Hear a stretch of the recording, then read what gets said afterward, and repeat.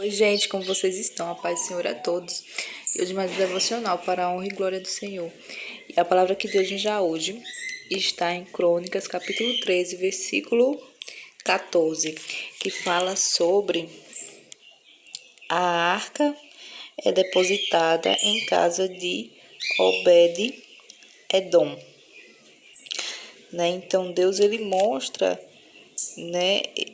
Quando Davi ele veio, ele pediu para trazer a arca de novo, né, para Israel, para Jerusalém, né, para perto dele. E a gente vê que na arca lá, quando eles estavam trazendo, Davi, ele se alegrou muito, né? Ele tocou instrumentos, veio dançando na presença de Deus, louvando, cantando hinos, trazendo a harpa e se alegrando. Aí tinha a arca vinha sendo trazida por 2 bois. Ele não se atentou em Davi, pelo que eu entendi aqui, Davi não se atentou a trazer a arca conforme a lei, conforme estava escrito na lei, que só os levitas eles podem tocar na arca, né? Deus só deu essa permissão para os levitas, né, transportarem a arca e pegarem na arca. Não deu permissão a qualquer pessoa pegar. Aí nesse transporte, né, que os bois vinham trazendo, aí 2 bois vinham trazendo, só que às vezes a arca caía, pendia para o lado, pendia para o outro. Aí tinha sempre um homem que ia lá e segurava a arca. Tá aqui escrito nesse versículo 9, ó. E chegando à eira de Quidom, estendeu Uza a sua mão para ter mão na arca, porque os bois tropeçavam. Ou seja, ele quis segurar a arca, esse homem, né? Porque os bois ficavam tropeçando e ele sempre ia lá e segurava assim, e quis segurar a arca para que a arca não caísse. Então se acendeu a ira do Senhor contra Uza e o feriu por ter estendido a sua mão à arca, e morreu ali perante Deus. Então, assim, você viu que a intenção dele não foi ruim, só que ele não era digno de tocar na arca. A arca da aliança significava a presença de Deus ali no meio do povo, então é algo muito sério. Então, eles não se atentaram para ver a lei, para dizer assim, tá escrito o que na lei? Quem é que pode tocar na arca? Quem é que pode manusear a arca? O Senhor deixou tudo ali, só que eles não se atentaram. Aí, o 11. E Davi se encheu de temor, de tristeza, de que o Senhor houvesse abrido brecha em Uza, pelo que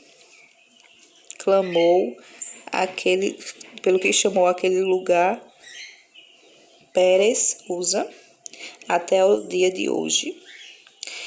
E aquele dia temeu Davi ao Senhor, dizendo: como trarei a mim a arca de Deus? Ou seja, Davi temeu tanto a Deus que ele disse: puxa vida, como é que eu, pecador, desse jeito, trarei a minha arca de Deus? Ele viu que um homem morreu só de tocar aquela arca.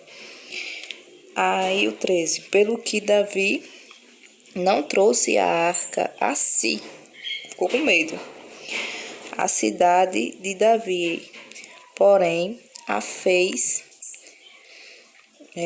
retirar a casa de Obed-Edom. E olha só, o giteu. A arca foi para lá, para Obed-Edom. Imagina só, você tá com a arca de Deus, com a presença de Deus, que a arca significava a presença de Deus. Aí você vai e vê lá o povo trazendo a arca com alegria, com cânticos, com instrumentos, cantando e vindo, maior festa. Tanto é que Davi depois ele de ter levado a arca e tudo, Davi deu pães e deu carne, um bom pedaço de carne. Todo mundo que estava ali, todos que estavam ali, Davi deu. E vinho, né? E uma garrafa de vinho. Davi deu ao povo, porque Davi estava feliz ali. Puxa vida, era a presença de Deus que estava vindo para a cidade de Davi. Para a cidade onde era o palácio de Davi, né? Que Davi tinha... Deus deu a ele um palácio. Aí, olha só, ele foi para casa de Obed-edom. Obed-edom aceitou a presença de Deus na casa dele. Aí você vê. Assim ficou a arca de Deus com a família de Obed-edom, ou seja, toda a sua família estava com a presença de Deus 3 meses, ou seja, 3 meses apenas ficou lá na casa de Obed-edom, em sua casa. E o Senhor abençoou a casa de Obed-edom e tudo quanto o tinha, ou seja, Deus não abençoou só a casa de Obed-edom, Deus abençoou tudo quanto ele tinha também, porque a presença de Deus estava ali. Obed-edom aceitou a presença de Deus na casa dele, mesmo com medo. Imagina, só de tocar a arca, o povo, ele morreu, o homem morreu, só dele tocar. Aí você vê que Deus era com Obed-edom. E Davi, vendo isso, depois que Deus tinha abençoado a casa de Obed-edom, aí Davi foi lá e chamou de novo, aí retirou a arca, né, da casa de Obed-edom. Mas olha o que a presença de Deus faz na nossa vida. Deus, ele nos abençoa e abençoa tudo que a gente tem, porque a gente tem a presença dele, né? Abençoar, eu creio que não significa ser o mais rico. Aqui não está dizendo que Obed-edom foi o mais rico, nem foi o mais chique dali, mas está dizendo, Deus abençoou a casa de Obed-edom e tudo que ele tinha. Isso é o que a presença de Deus faz. Aí depois Davi, aqui fala assim, eu acho que está aqui nesse versículo, ó. Dos filhos de Hebron, aqui está falando o que Obed-edom depois fez, né? Quando Davi levou a arca da aliança para tirou da casa de Obed-edom, né? Dos filhos de Hebron, acho que está aqui, Eliel, o príncipe, e de seus irmãos 80, cadê? Tem um versículo, deixa eu achar aqui, que fala sobre Obed-edom. Pronto, tá no 16:38, que fala sobre Obed-edom. Ó, e mais a Obed-edom com seus irmãos 68, a este Obed, ou seja, ele falou, né? A este Obed-edom, filho de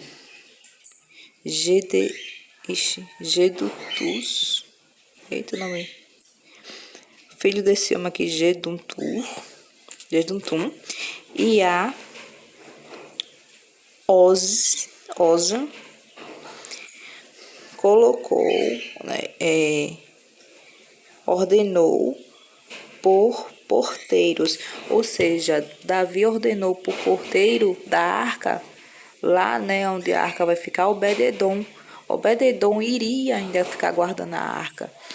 A gente vê, né, que a presença de Deus foi com Obed-edom e Deus, ele disse, não, Obed-edom vai ser porteiro. Então, Obed-edom foi porteiro da arca, né? A arca não saiu ainda da presença do Senhor, a presença de Deus não saiu de Obed-edom. Então, Deus, ele está conosco, né, em todo o tempo. Que palavra maravilhosa Deus nos deu hoje. Vamos orar agradecendo a palavra do Senhor. Senhor Jesus, obrigado por tua palavra. Coloca, Senhor, a tua palavra em nossos corações, guarda-nos, protege-nos. Tu és o nosso Deus, Tu és o nosso refúgio, nosso baluarte, e dá-nos conhecimento da Tua palavra, que a gente guarde e que a gente pratique a Tua palavra, não só aprenda, mas pratique a Tua palavra. Em nome de Jesus, Senhor. Amém. Então é isso, gente. Até amanhã, se assim Deus permitir. Nunca se esqueça que Jesus Cristo, Ele te ama muito, muito, muito.